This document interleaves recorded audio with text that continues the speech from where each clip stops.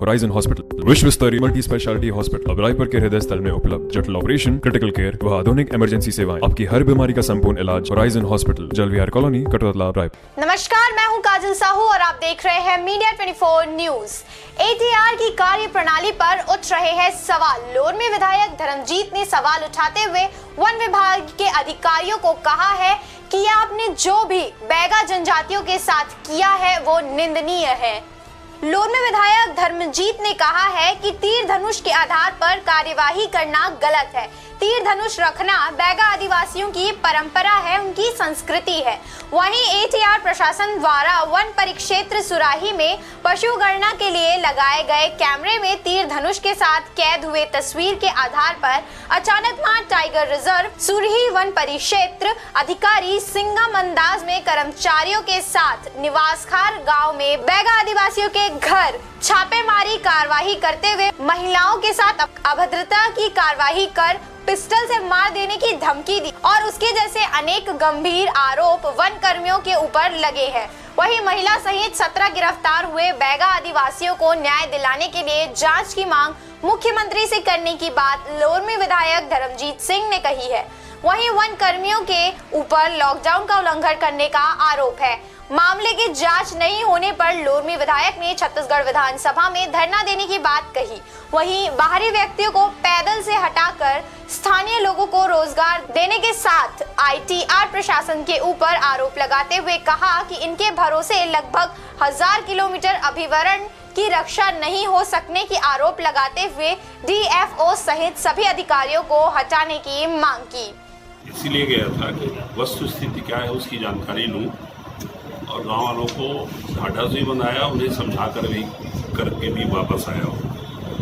गांव वालों ने बताया कि जब मुंगेली जिले में 1, 2 और 3 तारीख को माननीय कलेक्टर के आदेश पर संपूर्ण लॉकडाउन था और कोई भी एक व्यक्ति कर्फ्यू की जैसी स्थिति थी, कोई भी घर से बाहर नहीं निकल रहा था, उस स्थिति में सुरही के रेंजर, कुछ अन्य ranger, forest guard, beat guard और लगभग उनके पैदल गार्ड सहित इन लोगों को deputy director Achanakmar tiger reserve ने आदेश दिया कि वो जाकर के गांव में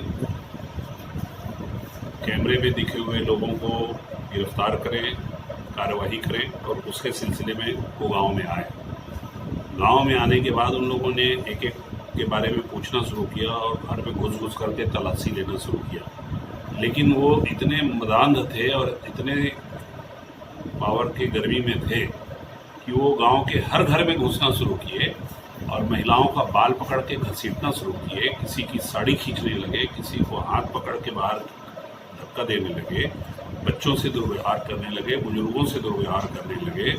तब गांव वालों ने कहा कि साहब आपको जिसको लेके जाना है लेके जाइए, बाकी सब गांव वालों को परेशान करने की ज़रूरत नहीं है। लेकिन वो मुझे ऐसा बताया गया है कि वो रिवॉल्वर भी निकाल लिया और रिवॉल्वर की धमकी के संग ही वो गाली देने लगा। माँ बहन की गाली देते हुए कहा कि सारे तुम लोगों को यहाँ से हटाने के लिए मैं कल से कार्रवाई करूँगा, तुमको यहाँ रहने नहीं दूंगा, गाँव को उजाड़ दूंगा।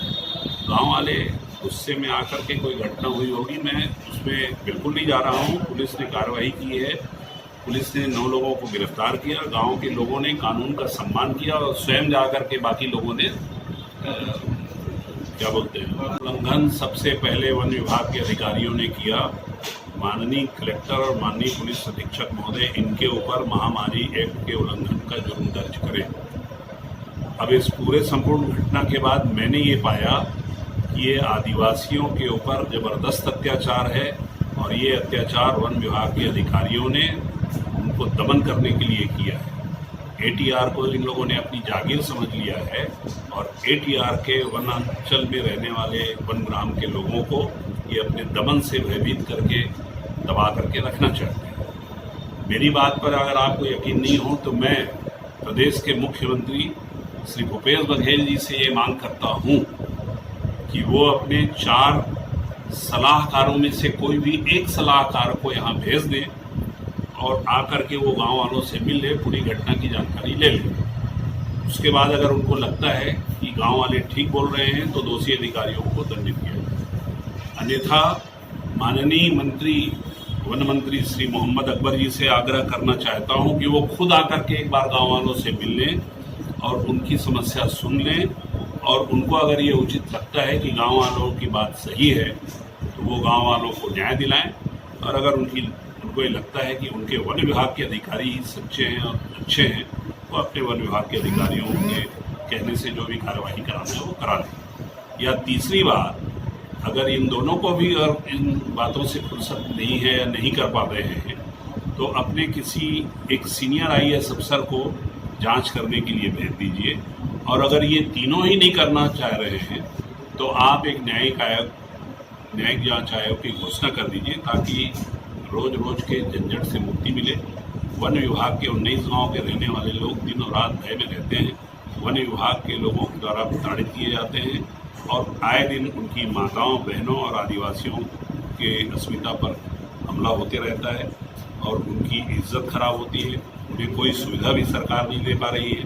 जो निर्माण कार्य माननीय कलेक्टर ने मंजूर किए हैं उसको भी वन विभाग के लोगों ने, तालाब जैसे काम को जो कि जंगल के लिए, वाइल्ड लाइफ के लिए जरूरी है, ऐसे काम को भी करने की अनुमति सरकार नहीं दे रही वन विभाग के लोगों ने।